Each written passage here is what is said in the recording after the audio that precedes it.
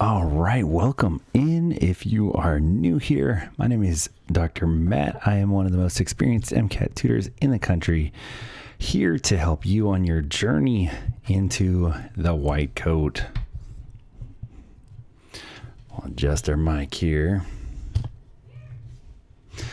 You guys drop those questions in the comments. Let me go ahead and make sure we are fired up on the TikTok side as well. And 1, 2, 3. I think the audio sounds okay on my side. Alrighty. All right, so getting down to the wire. If you are part of this year's applicant pool, we are really getting down to the wire on getting into sort of the main part of application season. For those of you guys who are turning in applications for the 2026 part of the cycle and trying to get in the door for interviews this year and for acceptances for next year, we are really getting down to the moment of truth. Will we have acceptances this year? All right. I do believe we are all ready to go on the TikTok side as well. Get our text all positioned here.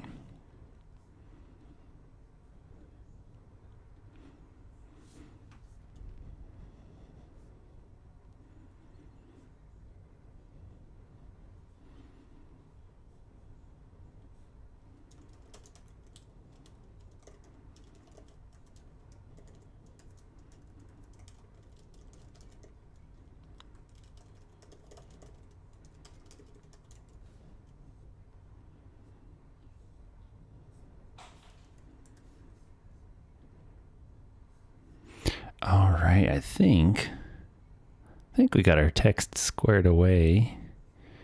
Go live. All right, everything.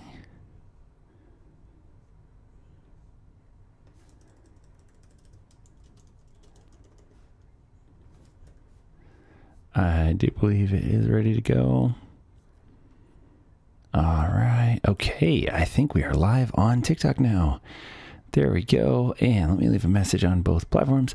Ask your questions here about getting into medical school, or reach out at MCATboss.com for personal help, acing your entrance exams, or preparing for interview season. Boom. All right. Jumping over to the TikTok side, let me leave a message here as well. Ask your questions here about the MCAT and about applying to medical school. Reach out for personal help studying for the MCAT or applying. All right. Now, while we are waiting for those first few questions to come in, let me go ahead and jump over to our classic question and answer set here. All right. So whenever we do this, guys, I always try to kick things off with just a very brief overview of a couple of the most common questions. All right. We have our first question. Wonderful. On the YouTube side, Sunny says, hi, how do you know when a gap year would be beneficial? That is a great question, and I am a huge fan of gap year. So sometimes I hear people give these very nuanced answers about thinking about whether you should have a gap year or considering a gap year and what should drive your decision. And I completely unequivocally think that a gap year is a wonderful idea for the vast majority of people.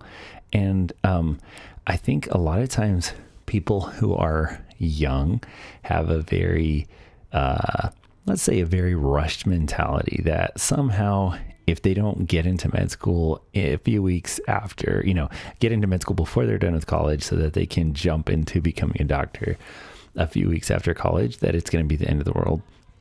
And from the perspective of somebody who is now, gone through this very interesting educational journey as a non-traditional student who had multiple gap years, I think it's a fantastic thing. I think that having the ability to be like, what, I have had a personal identity and maybe a job outside of just being a student, and seeing how that can inform your maturity, the way that you relate to people, in some cases directly benefiting your preparedness for medical school applications. I think all of those are a win. And so I count my vote for yes to gap year. I think gap years are a absolutely wonderful option. I think more people should do gap years. So rather than telling you consider carefully a gap year, I would say unequivocally, I think a gap year is a pretty fantastic idea. All right, guys, it looks like we have a bunch of people jumping on the TikTok side. Welcome in, guys. Y'all let me know where you are on the journey this year for med school. All right. Sunny on the YouTube side says, I'm contemplating 2 gap years instead of just 1 now. You know what? As long as you're doing something that you are interested in, I think that's the main thing that really, truly benefited me. So to give you kind of a window into my experience, I initially, mine wasn't like a design gap year from the perspective of a pre-med, because I was not originally a pre-med. I was a math major. I went and became a mathematician. I became a Google Networks quant analyst and worked in the private industry, doing some, self-optimizing network stuff for giant marketing firms. And it was pretty dope. It was pretty fun. Made some companies a ridiculous amount of money, and it was awesome. And it, of course, gave me the grown-up perspective of realizing that I didn't want to spend the rest of my life crunching numbers for big companies that were just going to make a bunch of money by selling people stuff that they didn't need. So I decided instead, from experiences that I had during that time, that medical school was a better route to making a difference in the world. And the great benefit of that is that when I went into application season, I was able to really clearly explain to them why I had made the decision for med school, why it was informed by experiences that I had as an adult.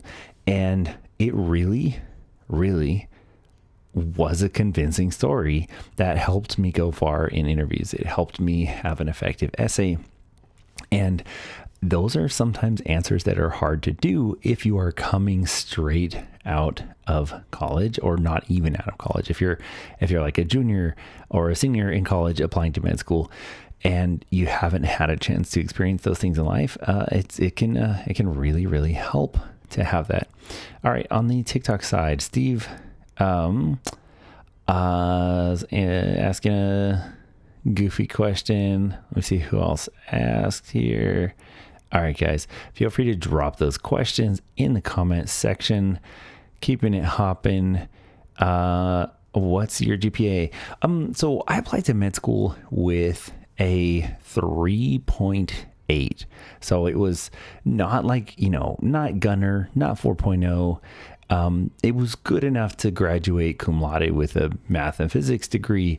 And so GPA, when you're riding kind of that like 3.8 GPA line, it's not really going to be like, look at this student is a perfectionist. They don't have a life outside of school. It's also not going to be the kind of GPA that hurts you and makes people think like, oh, this is a person who can't, get used to studying.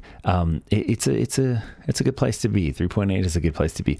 I do think from the perspective of admissions, a lot of people have a really, really, really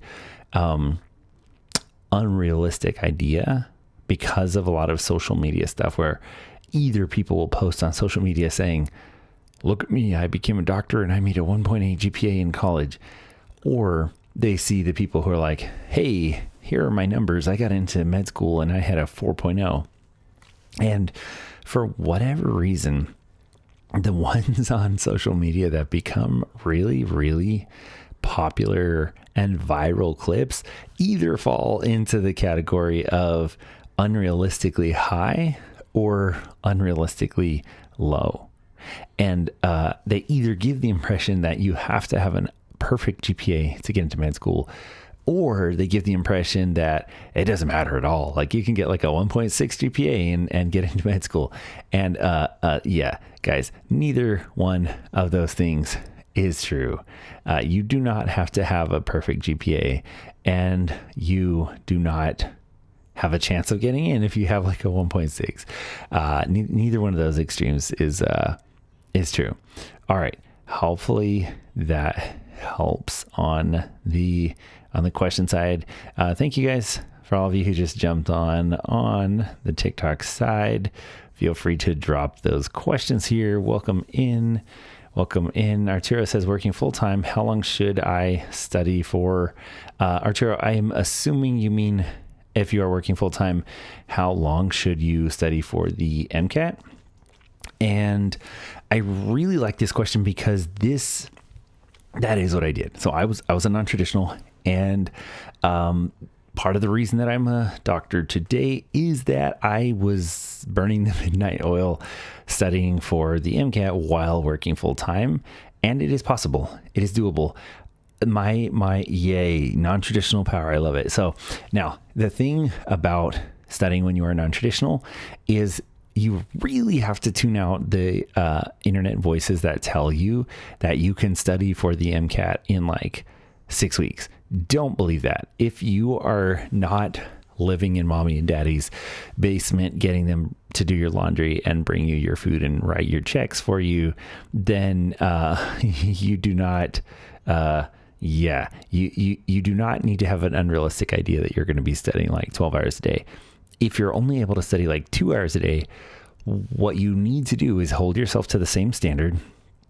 If you are using a question bank, you need to be using a good quality question bank like UWorld. There really isn't a good comparison for anything but UWorld. And you need to do all 3,000 problems, and you need to give yourself probably like 9 to 10 months, maybe a year.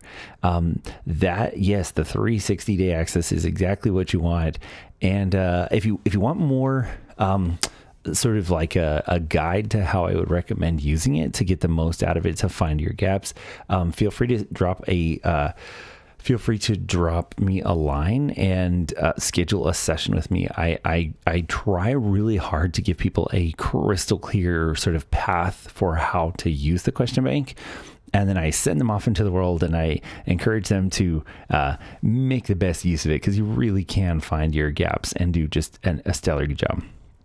All right. And then I will jump back to the next TikTok question in 1 second. Let me jump back over to the YouTube side. Sunny says, what would you do in your last month of MCAT prep? I took full length one and got a 513. First of all, congratulations. That is stellar. Once you are kind of scoring in the 5 teens on your practice exams, pending natural disasters or anything unfortunate, health disaster, something that's outside of your control, if you are taking those exams with a couple caveats, right? First time that you're taking them, so they're not like multi-take. And secondly, that you're taking them with actual realistic restrictions, right? Correct timing, the same time you're going to have on the real exam, the same quiet environment, the same number of snack breaks, like whatever you're doing it the same way it's going to be on test day. Then That's wonderful. Now, what I recommend doing at this point is, if once you're in the 5 teens, you're generally pretty good at content. If you have any little sort of loose ends that need to be tied up in terms of your content knowledge, work on figuring out what those are, and figure out how to correct those, and work on your timing and strategy. You need to have figured out when you're down to the wire, are you optimizing the timing the best of your abilities? Because I do have some students who've added as much as like 4 or 5 points in their exam just because they restructured how they were using their time. So I really do recommend figure out what your timing and strategy is. If you want to talk more specifics about kind of your situation, drop me a line at mcatboss.com, and I'm happy to get you on the calendar. All right. Okay. Let me catch up real quick on the TikTok side. One Uma says, my GPA is 3.66 and 15K caregiving hours. AMC full length scores so far, 507, 502, 505. And then the breakdown. Okay. So, for one Uma, I am going to tell you that there is one extremely alarming thing about the numbers that you mentioned. The 3.6 GPA is fine. That is workable. The caregiving hours, I think that's great. That's obviously a lot of hours. I would definitely say I would want to make sure that you have some hours that are also like shadowing physicians, like some kind of thing that's more medical than sort of the caregiving side. What I do want to mention is the 121 on the cars section that you mentioned. That can potentially end your ability to get into, okay, great. Well, 100 hours shadowing an MD, that is great. I have to be realistic though. When I see score splits, I'm almost never alarmed by score splits. Everybody has a section that they're slightly weaker at. It's not weird to see a 129, a 127, a 129, and like, a 126 or something.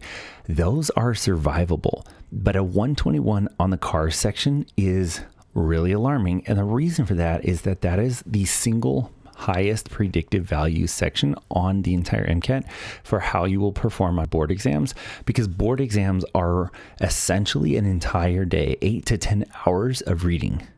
And it's a lot. It really, truly is a lot of reading.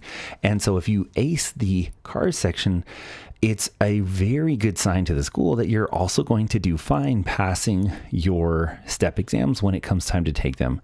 So I would say, at this point, honestly, if you're making 128s on your sciences, personally, I would not, just as a person who has taught the MCAT for over 13 years now, I would not even have you studying the sciences anymore. I would focus entirely on your cars exam. Now, this is one of my specialties. I scored 100th percentile in the section. I love teaching the cars section. I understand your exam is May 22nd. That is a very short time. So that's 2 weeks away. That's a very short time to bring that section up. But I would do one of two things, right? I would either bump the exam down to give yourself time to pull that section up, or I would just like absolutely bust chops trying to make that section, trying to get that section higher. Again, feel free to reach out. In fact, I should probably leave this in the, let's see if I can actually leave this here. www.mcatboss.com for help on your exam. Just keep in mind, this is the, of all of these sections, I don't think there is one that you should take more seriously than the, I really don't think there's one you should take more seriously than the cars section. It's super important. All right, guys, let me jump to the next one. Artur said, sorry, Artur, I'm not sure what you're asking. Sosa says, what is the realistic cost when applying to schools? How do you make your school list? It varies wildly. Like some students spend a couple thousand, some students go crazy and they apply to dozens and dozens of schools. And then of course they have dozens of secondaries and they end up with like a whole massive sort of bill for secondary applications. Even though they're like $50 a pop or $100 a pop or something, there's still like a big list of them. It really depends. The other thing to think about, the other thing to think about is the way that you consider cost, part of it is going to be like, how much are you spending applying? Part of it is going to be how much do you spend on prep, right? And so when you are, what is a secondary? Yeah. So secondary is your primary application is the application that's the general medical school application that everybody sends to every school that they decide to apply to. It has your essay that's like a, why do you want to be a doctor? Tell me about your life kind of essay. It has your stats, all of those things. A secondary essay is where the school gets to send you a separate portal that's not the main Texas or national AMC portal. It's not the main DO portal. It's not the main like national application portal. It is a application with questions determined exclusively by an individual school. And if they're like, why do you want to come to our school? You then have to think through that. If they're like, can you explain something about yourself that you are embarrassed by or that you overcame? Then these are these separate additional questions that they use. The other thing to think about from a cost perspective, if you're new to this, the other thing to think about is a big part of the cost, of course, is prep. A few $100s on a good question bank, and then people spend anywhere from $0 on getting tutoring all the way up to students who spend a few $1,000s working with a professional like myself, all the way to students who I've talked to students whose families have spent in excess of like $25,000 working with some of the bigger MCAT companies. So people spend the entire range of things you can imagine spending. People spend. Some people spend more on the prep up front and less on the applications later. Some people spend next to nothing on prep and do fine and spend a little bit on applications and get into their favorite school. And then some people even spend whatever amount between zero and something and then end up going to really, really, really pricey offshore schools where it's a few $100,000 extra. It's completely up to whatever sort of bracket you want to be in. All right. Arturo says, if you don't mind me asking, do you charge for your advertisement? I'm so sorry. I do not know what you mean. Do you charge for your advertisement? If you're asking, do I charge to do, teaching for the MCAT and stuff? Yes, I do. My calendar gets pretty packed out around this time of year. So students generally for advisement. Yes. So if you're chatting with me about general questions, on the live, I highly encourage people to take advantage of that. Shout it out, share it. Sane's on the YouTube side said, whoa, I didn't know. CARS was like board exams. I went from a 126 to 128. Glad I went a little psychotic with practice. Yes. CARS it's not that it's like board exams, right? Like board exams are not CARS questions. Board exams are medical questions. It's the sciences on step one, and then it's clinical sciences and clinical care questions on like, how do you triage this patient? What's the first step that you do? What kind of imaging do you do? What is the diagnosis? What is the treatment? Stuff like that. But it involves reading patient cases for hours and hours and hours. So yeah, CARS is a big deal. And then, Arturo, so to answer your question, students spend anywhere from like a couple $100s to work with me where they do like a prep session. Then they just go off into the world and use the advice, work with themselves working through a question bank, and then just check in maybe like once or twice later. Other students will spend sometimes a couple $1,000s a month working with me, and they'll meet with me every single week. Some students will meet with me multiple times a week, kind of everything in between. All right. Next question on okay, I think we are caught up on the YouTube side. And so thank you for following. Guys, if you have not followed, if you're finding me for the first time, welcome in. My name is Matt. You guys are on the journey towards the white coat. I have been helping people on this journey for 13 years now, and I have seen every single way that people can do it. I highly, highly, highly encourage you guys to kind of figure out what you're doing and then head in with an informed perspective. All right, Arturo says, you said I should do MCAT for about 10 to 12 months for studying. And then a second question, I've heard that I should keep UWorld for August time to not go through bank too early. How do you feel about that? Sometimes I can figure out where internet advice is coming from, or like what maybe they were thinking of. For the life of me, I have no clue what on earth somebody would have ever suggested waiting at all with a question bank. I think that's a absolute terrible idea. The thing you need to remember with the majority of the misunderstandings for MCAT prep come from one thing, and that is that people think that it is okay, or I should say, people think it's useful to. In fact, you know what? Let me record a clip of this, because this is my rant.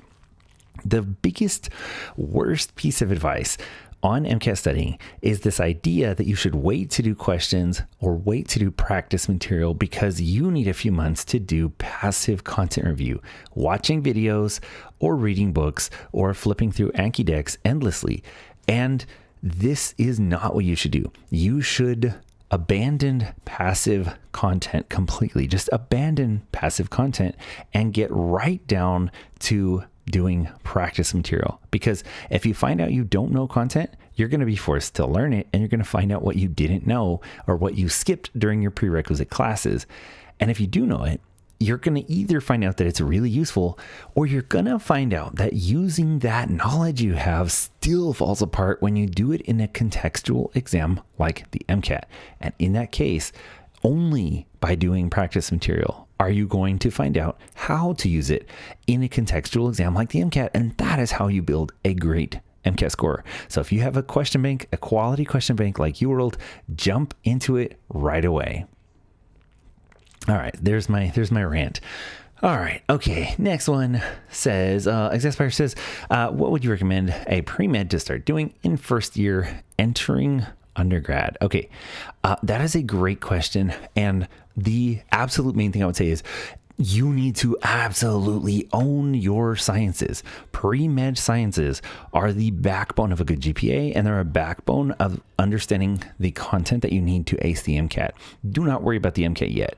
You can start studying for the MCAT as early as the end of your second year when you've done most of your prerequisite classes, but you need to just work really hard to keep all of your prerequisite science GPA as high as possible. Next one says, man, I took the MCAT just about 3 years ago. Got step 1 on Monday. Time flies. You guys will get through. Hey, thank you for the uplifting comment. That is really awesome and exciting to see. Now that I'm on the other side, I can tell you guys, it is a long journey. When you look back and you realize all the tests that you have taken and the other tests in front of you, it's quite a journey, and it's really valuable to look back to people who are earlier on the journey and tell them, hey, it's a long journey, but you'll get through. You'll be looking back and dropping a comment like that in a few years. All right, Exaspire says, what would you recommend a pre-med do in first year? Okay, I think I answered that one. MCAT starts with, so Curious Psych says MCAT starts with AP high school classes. I actually agree with that.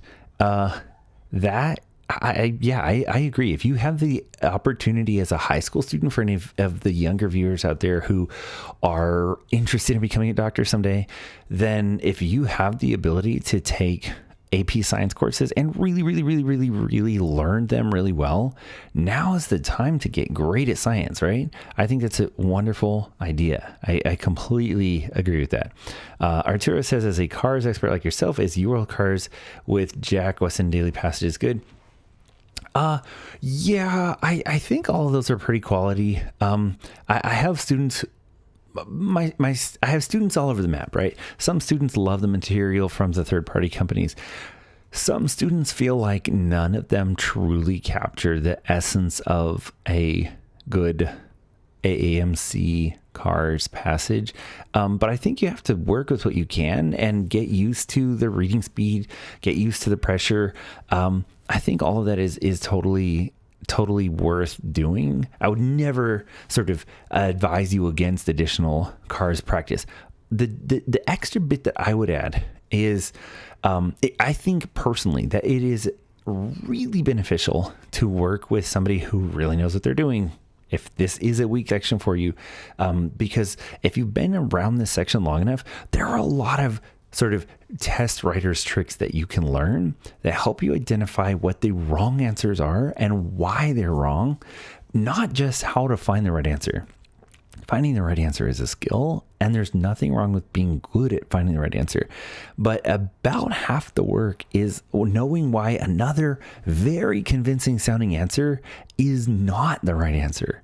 And I think that's pretty useful. So if you don't work with an expert, I would say at least pause, and every time you finish a set of questions on cars, go back through and ask yourself, why was that particular question not the right answer? And when you start to pick up on patterns, run with it, because the patterns for how they make you convinced that a wrong answer is indeed wrong are very, very, very, very important. All right. Rizzoli says, is UWorld and AMC practice questions enough material to prep? So in my opinion, for the majority of students, UWorld and yes, eliminating a wrong answer is a solution. For the majority of students, UWorld and AMC practice questions are enough material to prep if you use them the correct way. And the giant caveat is that I do have to actually say that the reason I have to say it that way, like if you use it the right way, is because unfortunately a lot of people do not use AMC the right way. There's really big problems, guys. Like there are people who use AMC as if it is a set of miniature question banks. I mean, let me restate that. There are people who use the the UWorld question bank as if it is an AMC practice exam. And so they set up a set of problems, they blast through them, and they see, what is my score? And that's not the point. Like, if you think that that is the point, you have missed the point. The point of UWorld is not to be like, what percentage did you get right? Here's your assessment. The point is to figure out, did I have content gaps? And if I didn't have content gaps, what part of the mechanism, what part of the process is messing me up? And if you realize that there is part of the process that is messing you up, that is the thing that you need to fix. Pardon me for 1 second. I am going to adjust my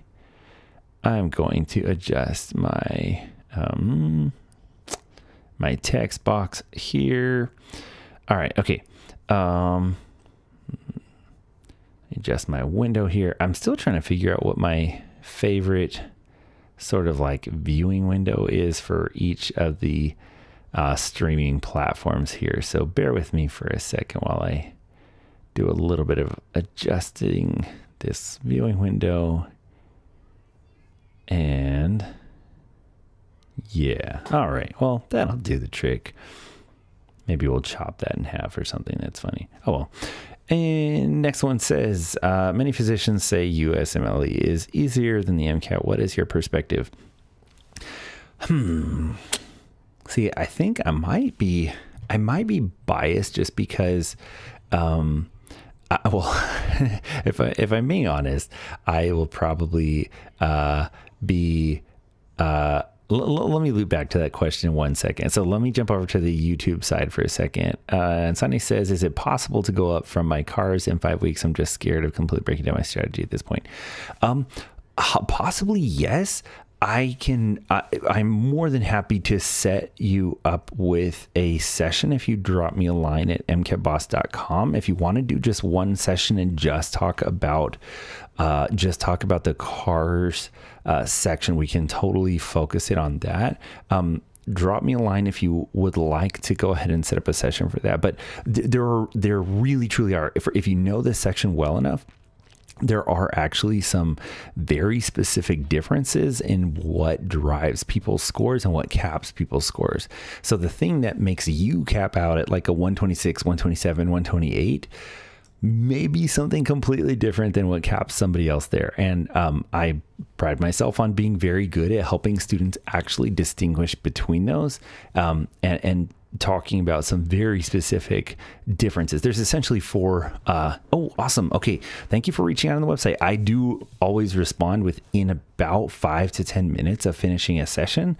So I will respond same day, and I offer a pretty dope discount if you do end up booking same day. So look out for my message. I'll message you in a few minutes. But yeah, the main thing about cars is there really are a lot of people out there who are convinced that it's basically a series of lucky guesses, and it's not. There are very strategic separate areas that you can improve on, and there are ways to tell which ones you are doing well at and which ones you're not. And yeah, happy to talk about that with you. All right. The next one says, oh, I'm so sorry. So Curious Psych mentioned about whether the USMLE or the MCAT is easier. And my bias is going to be this.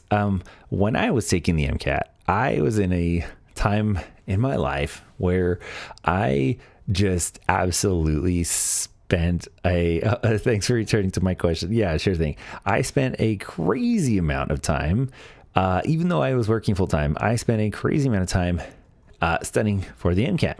I got obsessed with this idea of proving myself as a math major and making sure that the interview committees could tell, the admissions committees could tell that, I was coming from being a math major and coming from a job as a Google Networks quant analyst. And I was like, you know what? I look like I'm coming from another world. And if I'm coming from another world into the medicine world, I want the admissions committees to know that I can actually do all this other stuff on the MCAT. Yeah, so Arturo says, what score did you get? So I've been teaching the MCAT for a very long time. So and then I did a very long program, and then I had a gap, and then I did a medical scholar program. So I actually took the MCAT before it was even in the current edition.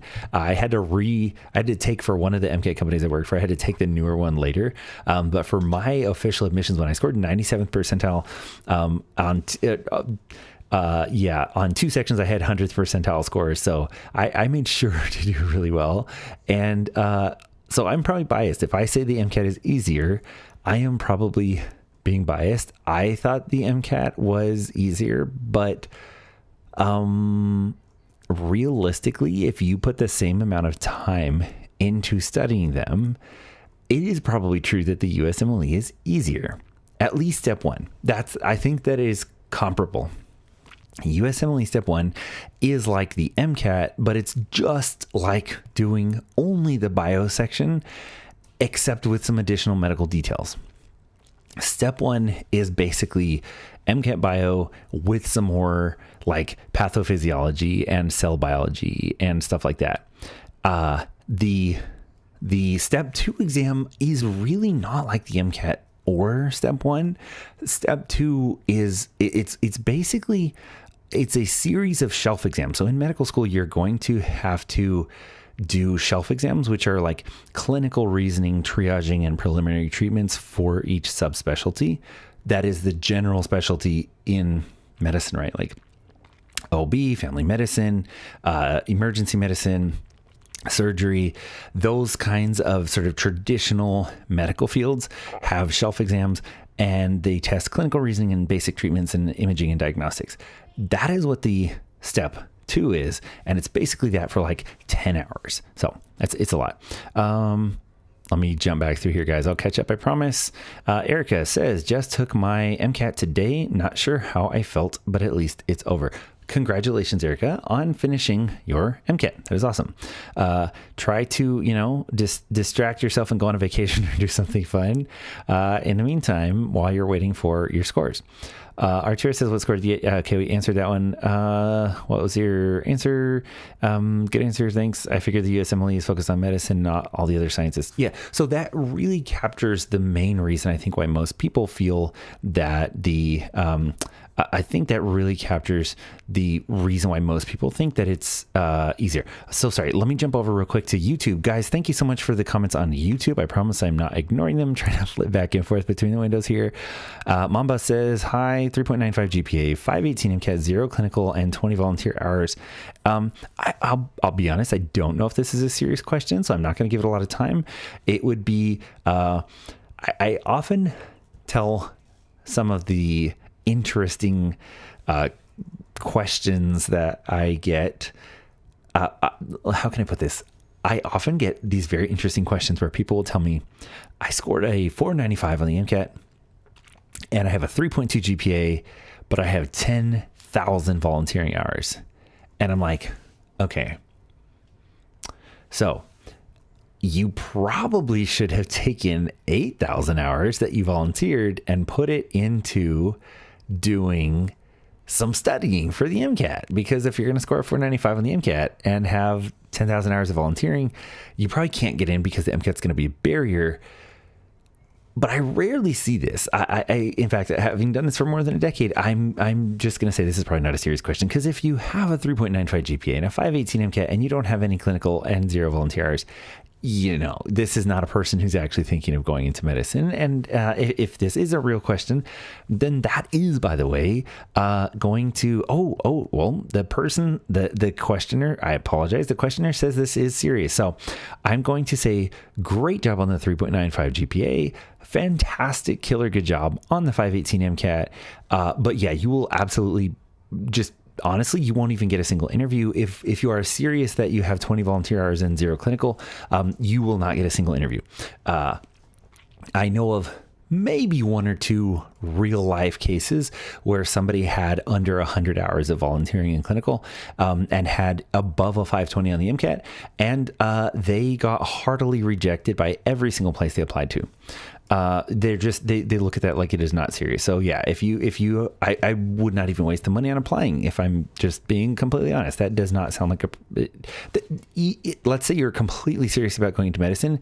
It's going to be really hard to convince people that you are if you haven't had any exposure to actual medicine. So if you haven't actually done clinical or volunteering hours. All right. Sunny says, that's why I hate cars. I'm not awful. But right now it does feel like I don't know what I'm doing, especially when I went through my mistakes. So look forward to a session. Yes, for sure. My students love cars by the end of working with me, because I give them some very needed structure and like, hey, look at this is the pattern, this is the pattern, this is the pattern, this is the pattern. It is super, super, super fun. The next question says, take a gap year, full-time clinical work is super needed and decide to become a doctor. Agree. Adcom Dean told me, feel sad for a while, but thank you. Okay. And Mamba, I apologize for thinking that was not a serious question. Absolutely. I get every single session, every single live session that I ever do, I get somebody dropping some kind of like really extreme numbers, like saying, I took I took the MCAT, I got a 520, I took it a second time and I got a 527. Am I cooked? And it's like kind of like honestly making fun of everybody. And no, I get that you're serious. Just hands down, my advice is to set up some volunteering, set up some hours shadowing physicians in a couple areas. If you need more sort of like specific advice, you want to talk about it, if you want to do a consulting session with me, drop me a line at mcatboss.com and I'm happy to kind of chat with you about that. All right. Jumping back to the TikTok side. Thank you guys so much for the likes. Thank you for all the questions. Arturo says, did you get admitted to your top choice medical school? Arturo, I got, thankfully I was very lucky to get interview invites at almost every school that I applied to, and got a bunch of acceptances and got a scholarship offer and other stuff. So this is one of the reasons why I still teach the MCAT, is I think it's such a big sort of unlocker. I did have in mind a couple of schools to pick from, and between a couple of the ones that I wanted to get into, I did end up getting an interview invite at one that was even for me, I thought was kind of a reach school, and I did not hear back from that school. And so I can't say that I got the 100% acceptance rate. So not quite every single one. All right. I'm scheduled to take it for 2027. So I'm looking at setting here soon. Yes, I would definitely do that.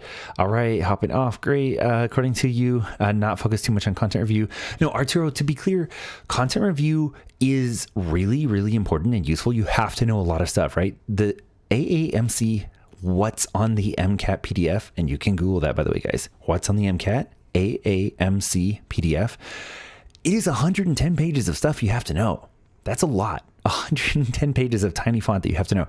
And each one of those is a bullet point. So you have to know the equivalent of like a 600-page textbook to do well on the MCAT. So that's a lot of content. What I'm telling you guys to do is use a quality question bank like UWorld instead of doing passive content review. Like, don't spend half a year reading books and going, yeah, there's a fact. Yep, there's another one. Turn page. There's another one, because that does not maximize how efficient you are.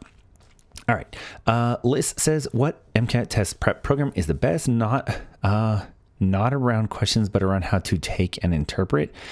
If I'm being honest, what I teach, I think, is better than any course. I'm not a huge fan of the big company MCAT courses. I have worked for or consulted for some of the biggest MCAT companies in the country, and like, more power to the students who do get something out of that. But I have to be honest with you guys and tell you, if you want to go that route, go for it. If you want to drop $5,000, $10,000, $15,000 with a big MCAT company to get their course, go for it. But I have tutored countless students over the past 13 years, and a ton of them come to me specifically because they hated working through those courses. The main problem with a lot of the courses, of course, is that they are reiterating what you have already learned in your undergrad. And a lot of times that is not helping you actually get better at specifically at the MCAT. All right. On the YouTube side, Sinus is encouraging Mamba to get the clinical experience. Totally agree. On the TikTok side, Jet Neil says, what would you say is the lowest GPA to still be competitive?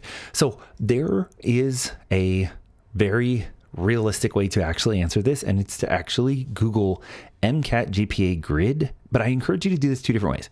You need to do this for the AAMC for MD schools, and you need to do this separately for DO schools if you're thinking of doing either one. Realistically, I recommend aiming to get your MCAT high enough to get above a 30% acceptance rate. And if you can look up that GPA grid and figure out what it is for you, and it is a doable MCAT for you, then don't worry about your GPA. Just gun for that MCAT. If you have a specific number in mind, please feel free to let me know, and I'm happy to actually read the graph, and we can actually talk about it in real time, real numbers. Poppy says, I have a 3.5 GPA, 3.58 GPA, 522 MCAT. Will the MCAT offset the GPA? Oh yeah, that is an absolutely. In fact, let's pull up the grid, because we got a few people asking for specific numbers here.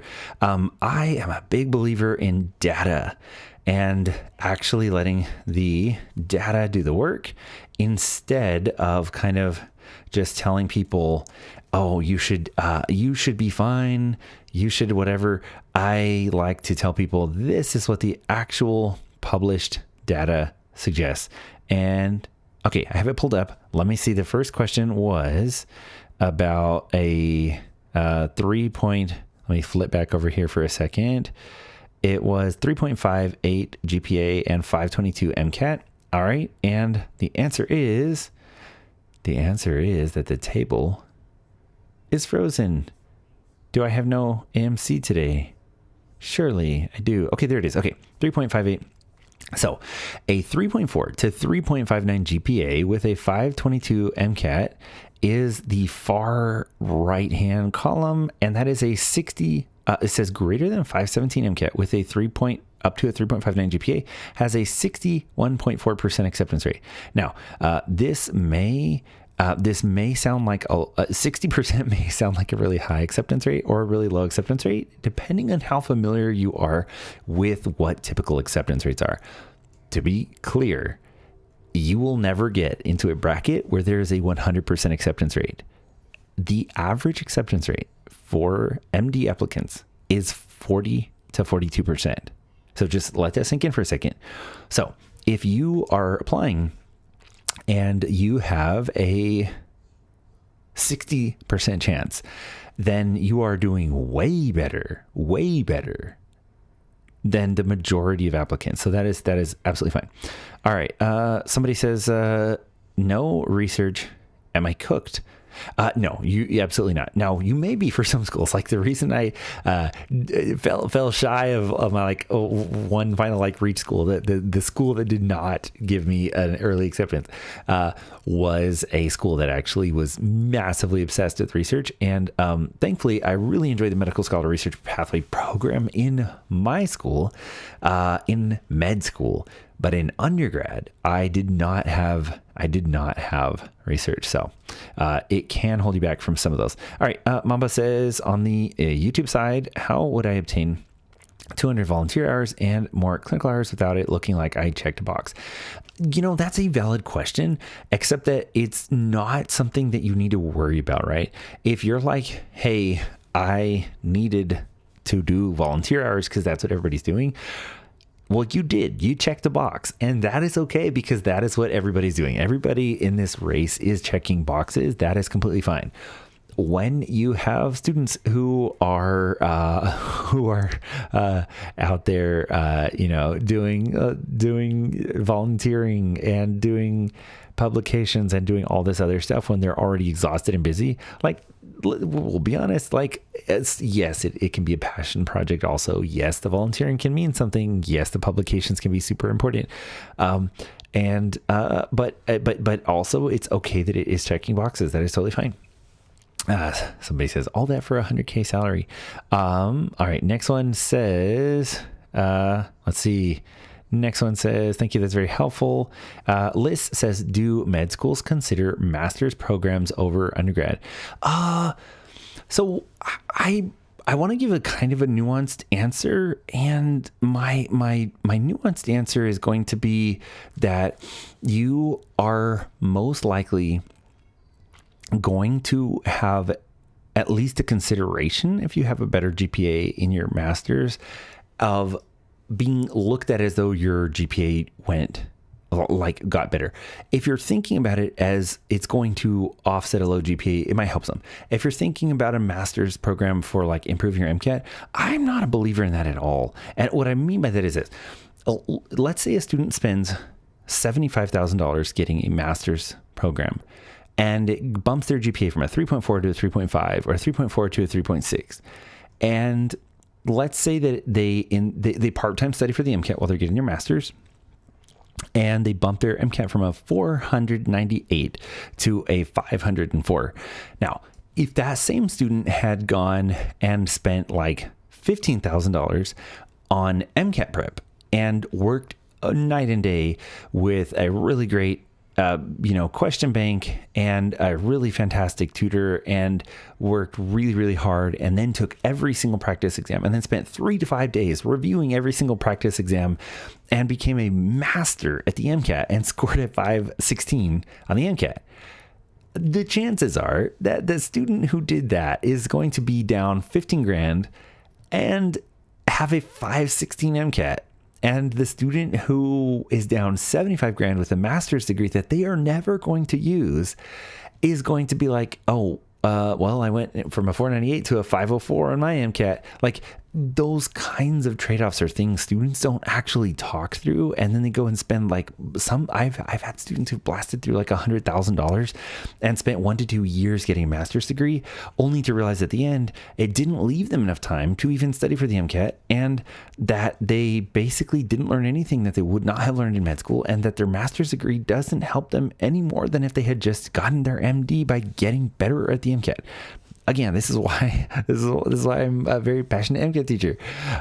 Next one says, what was your score? So I scored 97th percentile on the MCAT and 2 100th percentile sections. Arturo says, for those with massively heavy research schools, what is an actual competitive research output? I have 1 abstract submitted ID week, 1 meta-analysis as author interview pending, and starting another one soon. Awesome job, man, getting those publications out. Do prerequisites expire? Unfortunately, For some schools, they do. You have to look that up on an individual basis. Next one says, I got a 495, but 2,000 hours clinical, 1,500 hours research, 3.5. Am I cooked? I'm applying all DO. So I think that is admissible at some DO schools. Be careful. But it might be. I would definitely say with that many clinical hours, if you have not applied yet, any additional work that you put should exclusively be into studying for the MCAT. But I think that is possible for some DL schools. Spent $75K on my BSN. No, so $75K on your BSN may not be a bad idea if you're looking to stop at a BSN, or if you're using the BSN on a route to becoming like a nurse practitioner. Then that can be totally fine. What I'm referring to when I talk about dropping 75 or 100K extra is I'm saying when students are worried about improving their chance and they go out and get a master's degree and drop 75,000 on a master's that they don't use, when they could have spent like, it sounds expensive to say that you could spend $15,000 getting a tutor and working nearly every day with a tutor and working for months and months on end. That kind of thing sounds excessive until you realize that if you get into school dropping 15K on prep and you ace the MCAT, that is oftentimes way cheaper than going and getting a master's degree from an institution that doesn't necessarily help you get closer to getting into med school. Real quick question from, let me switch over to YouTube side. Okay, I think we're actually caught up on the YouTube side. Cool. Next one says, Liz says, my undergrad GPA isn't competitive at all. What would be the route to go? Please feel free to let me know if you're comfortable sharing what you mean by not competitive at all. That I might be able to answer you with more detail. The thing is, if your GPA is like mid twos, right? Then I would say like it could absolutely be helpful to go the master's route. If your GPA is like low threes, a lot of times a really good MCAT score can offset that. Kind of depends on where you land there. Next one says, I took MCAT and got perfect score, never studied. It's supposed to be hard. Great joke. Next one says, what type of doctor are you? No, I did not write letters of rec for med school. The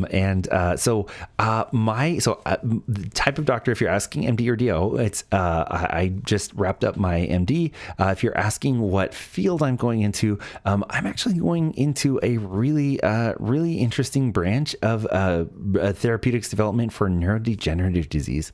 Arturo says, wait, do you have a ballpark?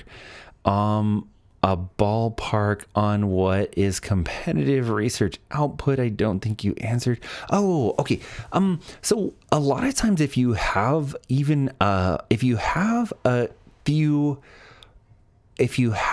few publications, it's really hard.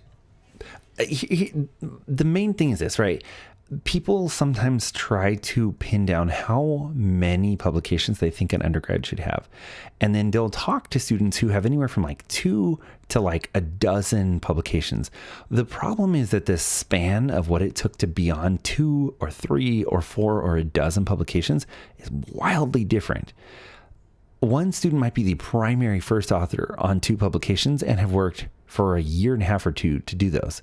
Another student might be on like a dozen publications as third or fourth author and have essentially edited a paragraph or like collected data for like 2 weeks in a lab or like taken a survey.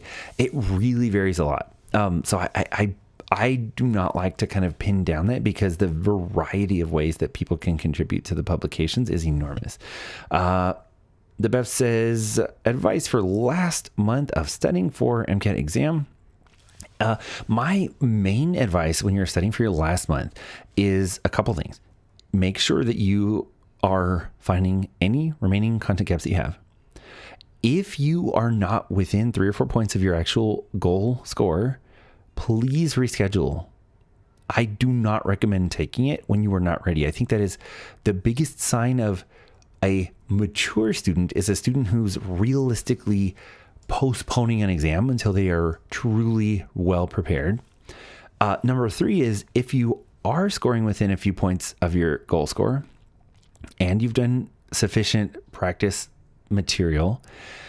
Any additional practice exams that you take, please review the goodness out of them and figure out if your time management is appropriate and if your process is appropriate. If you want more kind of breakdown of what I mean by that, or your anything particular for your individual case, please feel free to drop me a line at mcatboss.com, because there are some really different things people do. Some of my students will jump on a session with me 3 weeks before their exam, and they're wildly mismanaging their time, but they know their content really well. So in other students, it's the other way. Let me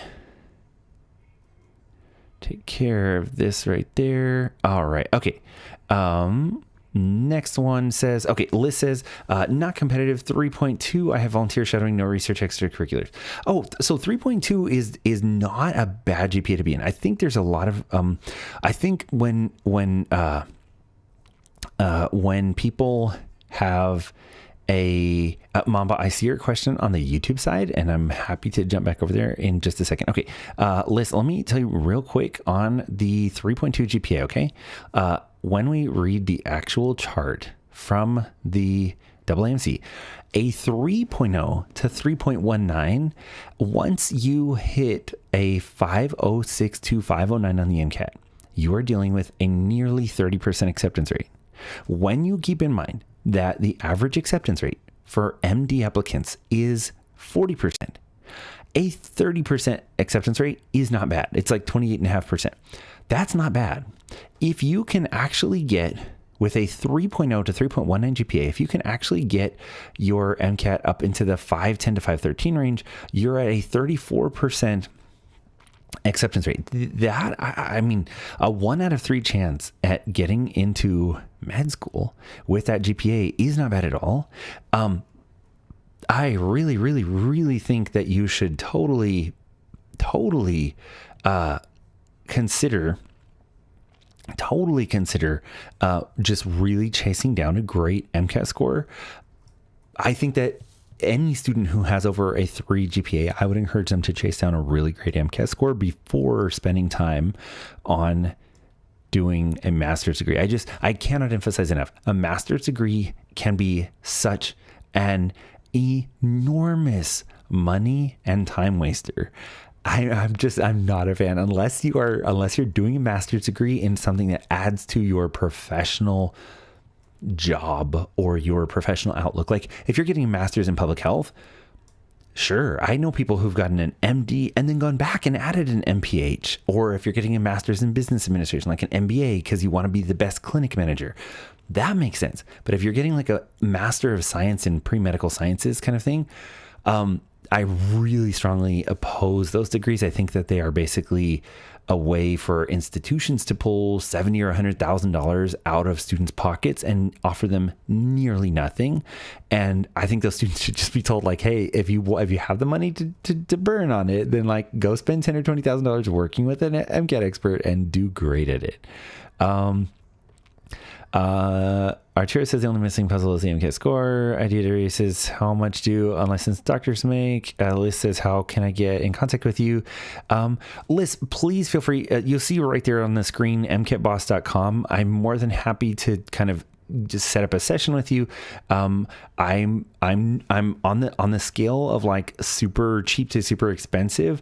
I'm in the like moderately elite range because I've been teaching this for a really long time and I've been a national MCAT consultant. So my rates are generally going to land in the usually 200s to 300s per hour. And then if students buy a bulk set of hours, sometimes that'll drop into the like mid 1 to 200s per hour, depending on how many hours students are working with me.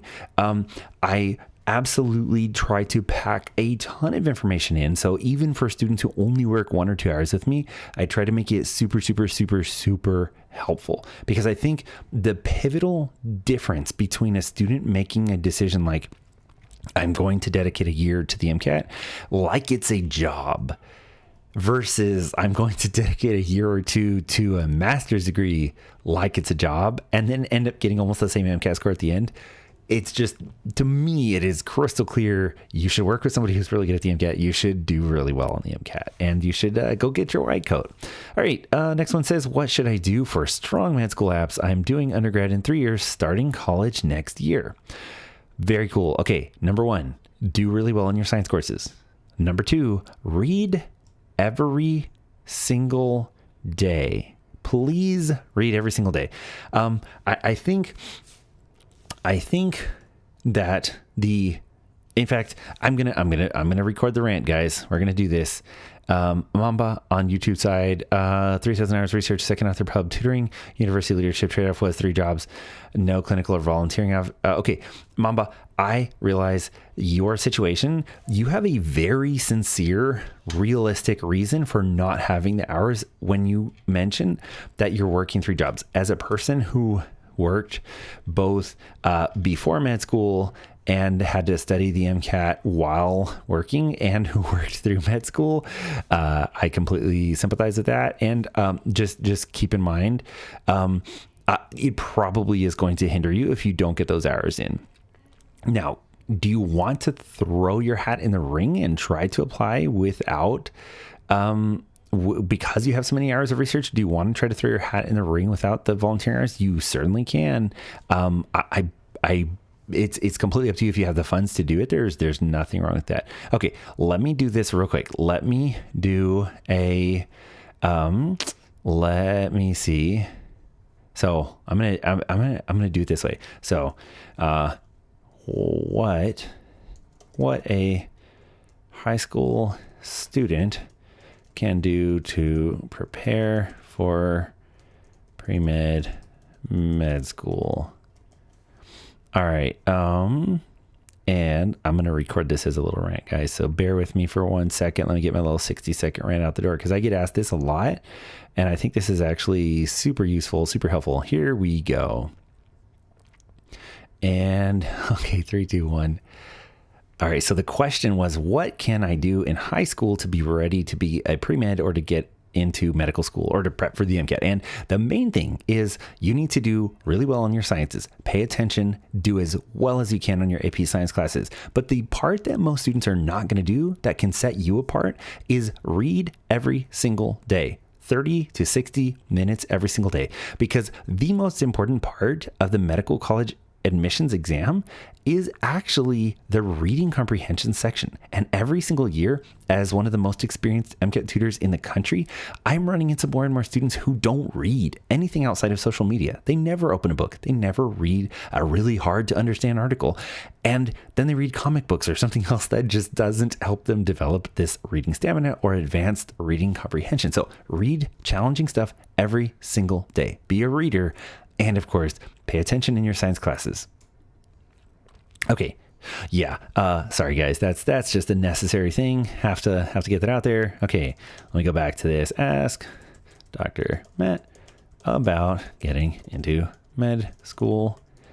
www.mcatboss.com for help. All right. And boom. Okay.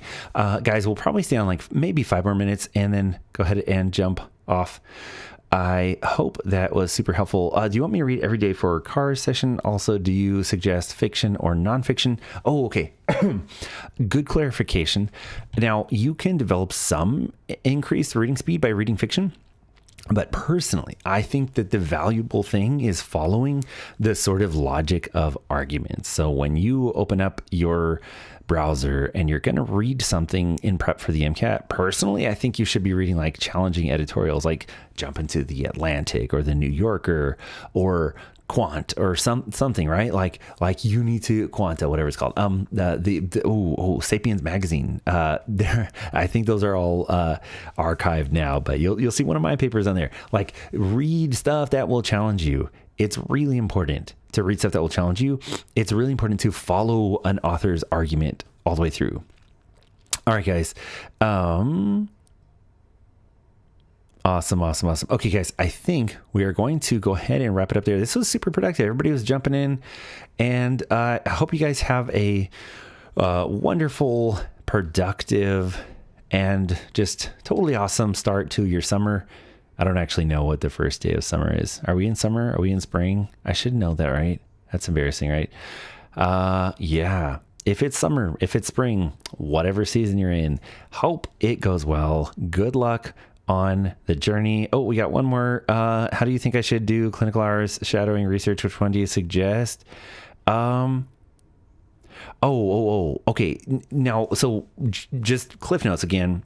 Drop me a line at mkbus.com if you want anything more specific. But the cliff notes is, if you're talking about like your end of high school, none of the volunteering that you do in high school will actually get mentioned on your med school apps.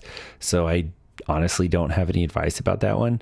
Once you start college, do a little bit of regular volunteering and a little bit of medical volunteering and a little bit of shadowing. And the easiest way to do this, honestly, is to just like a couple hours a week, every other week for like an entire 3 years in college.